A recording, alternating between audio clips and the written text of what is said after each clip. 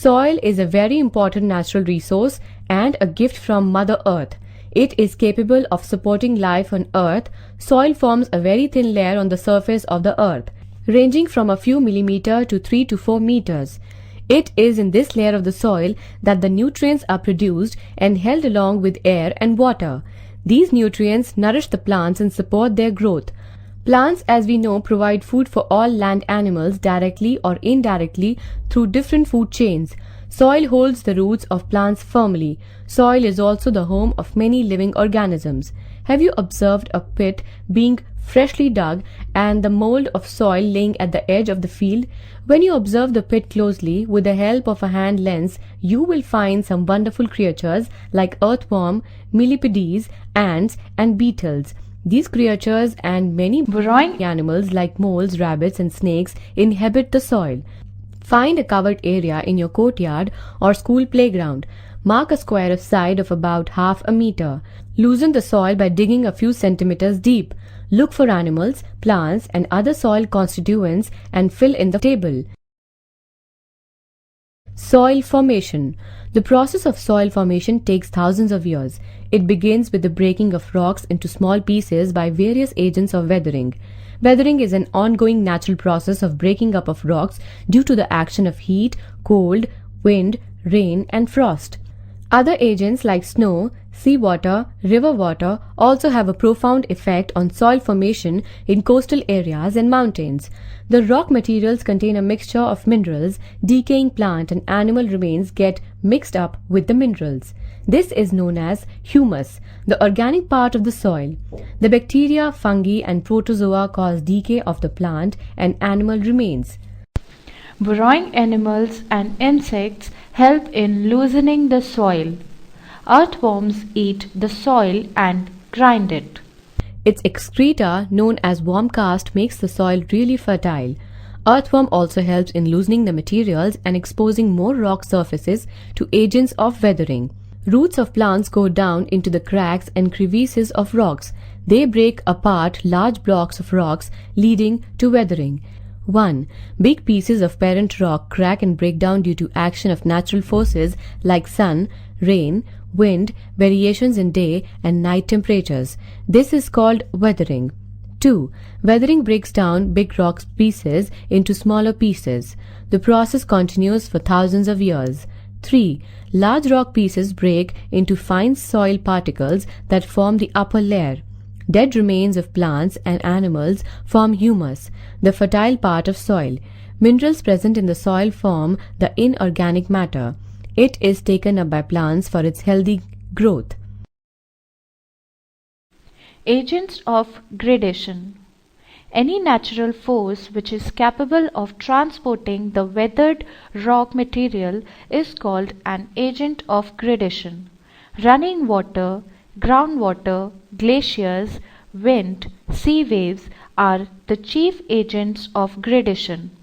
These perform the work of erosion, transportation, and deposition of rock materials. They build different soil types and landforms. Soil profile. If you keep digging the soil, you may find small rocks, then bigger rocks in the pit. If you dig deeper, you will find only rocks and no soil. It is very hard to dig into this rock with a spade. This layer of rock under the soil is called bedrock or parent rock. Thus, soil is composed of distinct layers. It can be observed while laying the foundation of a building or while digging a well. The vertical section of the soil from the surface down to the bedrock showing individual layers is called soil profile. These layers are often of different color and texture.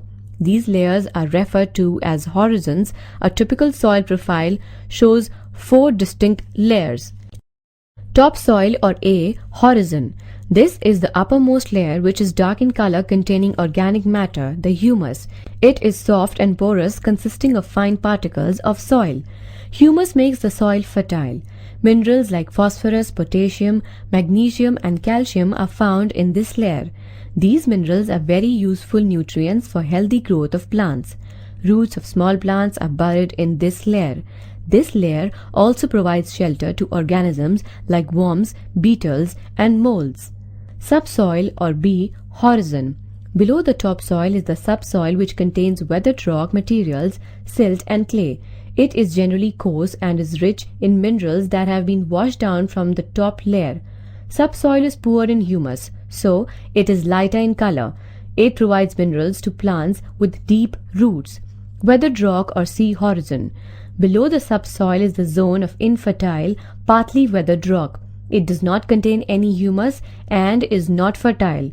This layer is the first stage in the soil formation process and eventually forms the upper two layers. Bedrock or parent rock or D horizon. The fourth layer consists of unweathered, non-porous and impervious parent rock. This is known as bedrock. This layer provides as a base to other three layers. The soil forming materials are derived from weathering of this layer. Humus. The dead plant and animal parts keep decaying and turn into dark lumps. This dark decayed matter is called humus. It is formed by the action of microbes like bacteria and fungi. On these dead organisms, humus also contains feces of earthworms and other animals. Humus makes the soil fertile as it is rich in organic matter. It increases the aeration and water holding capacity of the soil.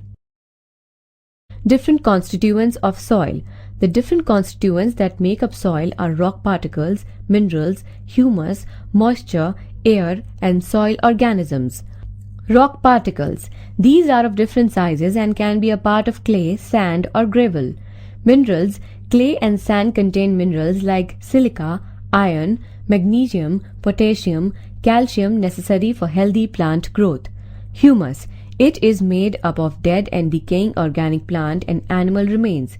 Humus adds to the fertility of the soil by providing with organic nutrients.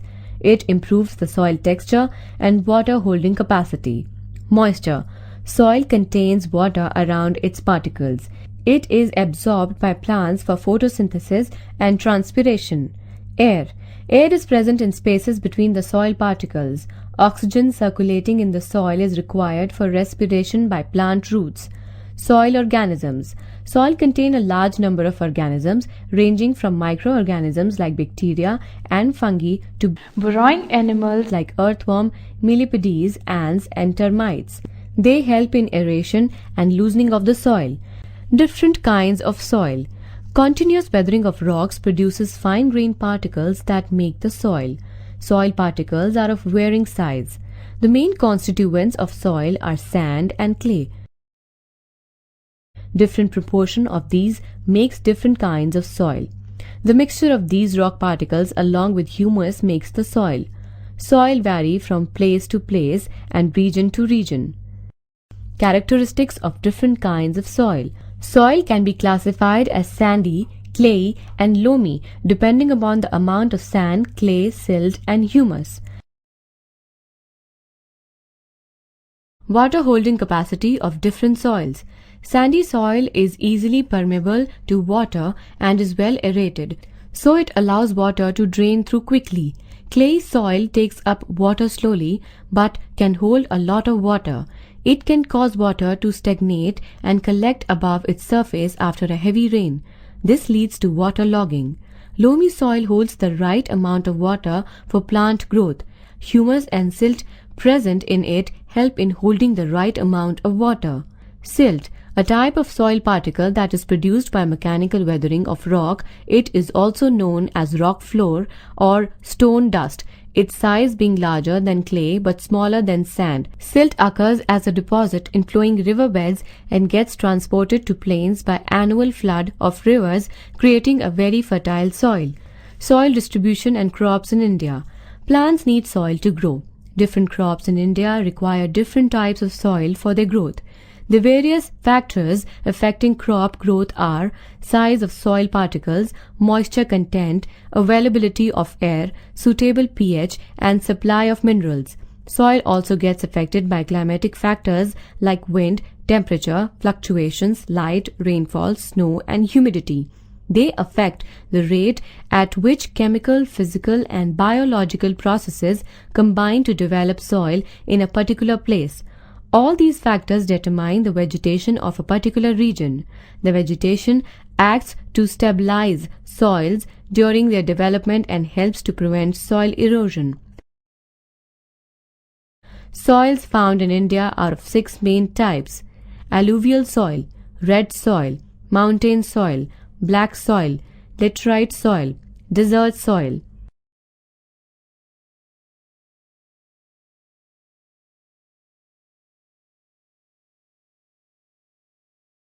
Soil as facilitator for percolation and retention of water.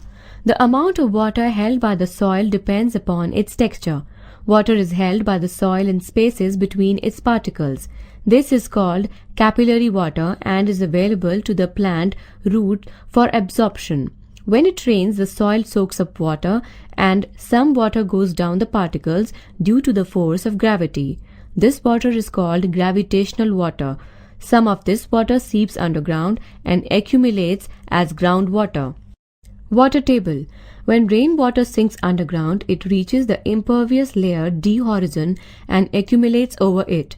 This water is called groundwater. The upper level of this layer, which is saturated with water, is the water table. Water table is rarely leveled and follows the general slope of land above it. The level of water table fluctuates from season to season. It rises in the rainy season and falls in the dry season. Soil erosion. Soil erosion is the gradual removal or wearing away of Earth's surface by natural agents like running water, wind, waves, and snow. It is a destructive process as it takes away the topsoil, making it infertile and unsuitable for plant growth. Transportation of eroded matter forms the basis of erosion and weathering process. Erosion of soil is most severe in areas of little vegetation. Soil pollution. Soil pollution occurs either by direct waste or indirectly by air pollution. Pesticides used in agricultural practices are major pollutants. Several pesticides or their residue are absorbed by the plants that affect the entire food chain. Excretory products of humans, livestock, and untreated sewage sludge used as manure pollute the soil. Plastic waste do not decay and act as traps for moisture and putrid air, which breed harmful bacteria. Salination of soil also affects productivity and degrades quality of soil. Soil conservation. This means the use of techniques which will protect the soil from agents of erosion like wind and water. This also involves the application of methods which will add to the fertility of the soil and protect its natural qualities. Afforestation, terrace farming, crop rotation, construction of embankments, and counter farming are some of the methods to conserve soil.